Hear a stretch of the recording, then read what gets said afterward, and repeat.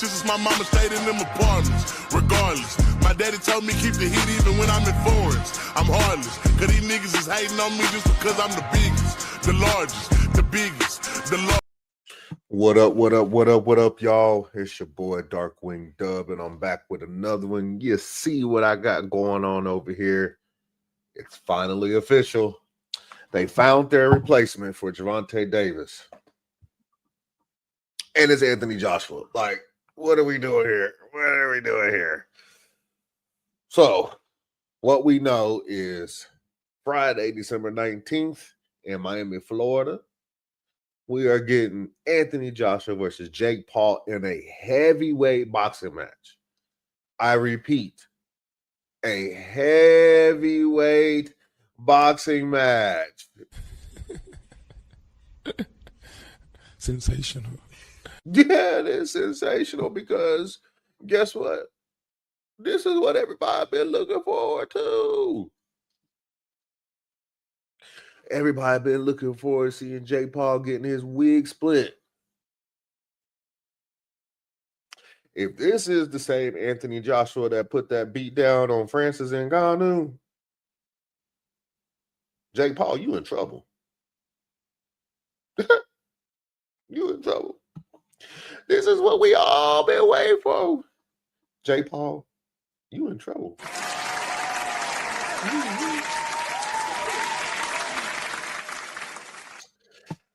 Let me tell you something. Anthony Joshua is a real heavyweight. Now, I did see something on social media that said that Jake Paul said something about him and Anthony Joshua are friends. I just hope nothing fishy is going on, especially since they're friends. Let's just hope nothing fishy is going on because we all suspect that a lot of Jake Paul's fights have been fixed, to say the least, been fixed. So there are rules, right? So I got the rules. These are the rules. Jake Paul and Anthony Joshua fight rules are confirmed, right? It will be a pro fight. It will be a professional sanctioned fight, meaning this fight will go on each boxer's, I say that with quotations around Jake Paul until he does something, record. Now, to me, dude couldn't even go toe-to-toe with Tommy Fury. How the hell are you going to go toe-to-toe with Anthony Joshua? Anyways, it would be 8 3-minute rounds. I don't know why they chose 8 instead of like 12, 10, 12. Because Jake Paul can't go that long. I don't know. They will wear 10-ounce gloves, which is about average. 8, 10, 12 is typically the going range for a boxing fight. This is the one that gets me. Anthony Joshua cannot weigh over 245 pounds. I think he normally fights at about 255-ish. Will that be a problem for Anthony Joshua just to be at 245? Probably not. A dude is pure muscle. If you've seen him in a fight, dude is pure muscle. So nothing really to worry about other than the fact that depends on how heavy he goes into training camp, right? I mean, training camp is going to be what? A month and a couple days long? Because they're fighting on December 19th. So how heavy is he going into camp?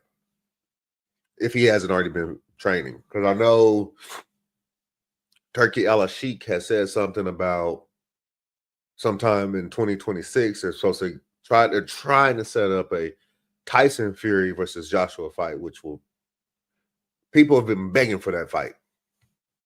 They've both lost to Alexander Usyk. You notice that Jake Paul didn't call out Usyk. You notice Jake Paul didn't call out Tyson Fury. That's why I think there's. I hope for boxing there's no shenanigans on this because him and Anthony Joshua are friends. I hope. I hope not. I mean,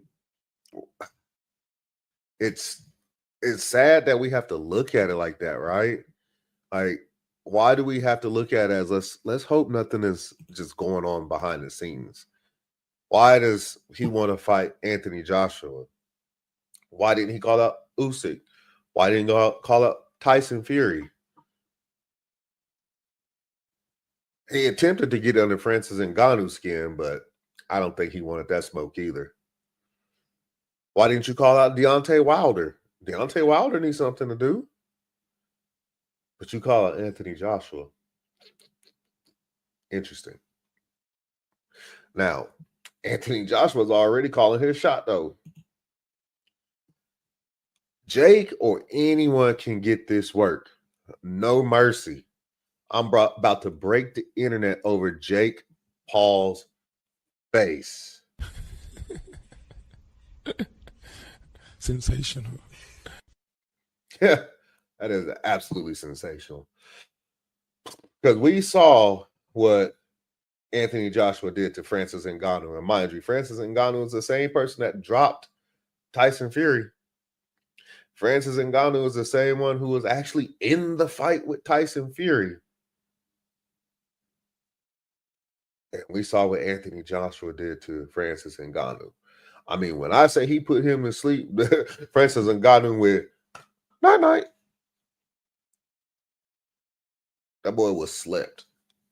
We ain't see that happen in MMA. So if I'm Jake Paul, I'm like, why? This is a true heavyweight right here. This dude was a heavyweight champion. They've been wanting to see Joshua fight people like Deontay Wilder and Tyson Fury for years. And they couldn't even get that fight, but they get Jake Paul to fight? I hope I'm wrong, but something just doesn't smell right. I certainly hope I'm wrong. I hope I'm wrong because for boxing, because if this is fishy as I think it is, this is bad for boxing. It is real bad for boxing. But I get it.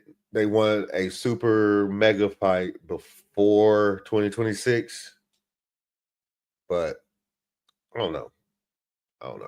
I personally think that Anthony Joshua should win this easily. Should win this very easy. There's no ifs, ands, or buts about it. This should not even be close. Jake Paul should not even be in the same vicinity as Anthony Joshua. Anthony Joshua should completely destroy anything Jake Paul has going for him.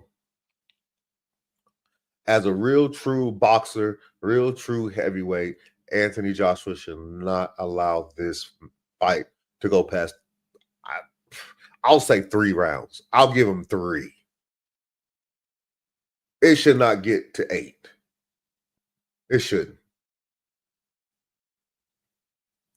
Now, will it?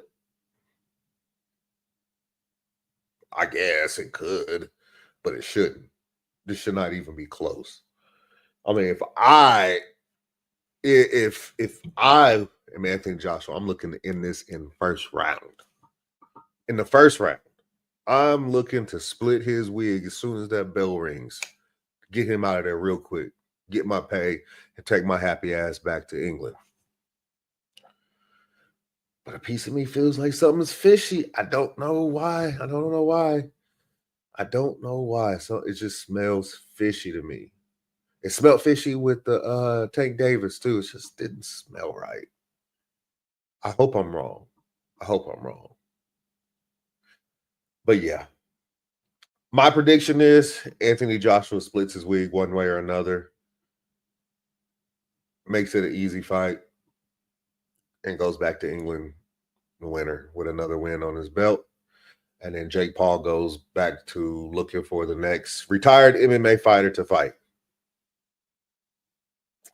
Some of y'all might disagree. No, I will say this. What Jake Paul, excuse me, what Jake Paul is doing has been good for boxing. It really has. I mean, think about some of the stuff that he's done. I mean, he's showcasing women's boxing. No other promotion is doing that. We've seen 3 great boxing matches between Amanda Serrano and Katie Taylor because of Jake Paul.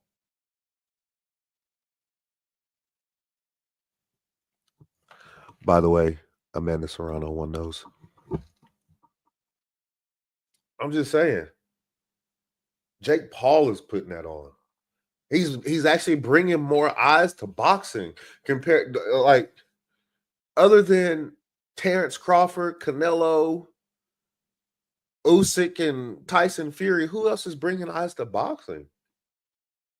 Jake Paul has. So I will give him credit for that. I will give him credit for actually vouching for boxers already get paid an absurd amount of money. He's been pushing the UFC and Dana White. He's been at Dana White's neck for the pay of UFC fighters, to the point to where I believe this. He's fighting these retired UFC fighters to help them get paid. As much as we bag on him for doing it, he's helping them get paid. I will give him credit for that.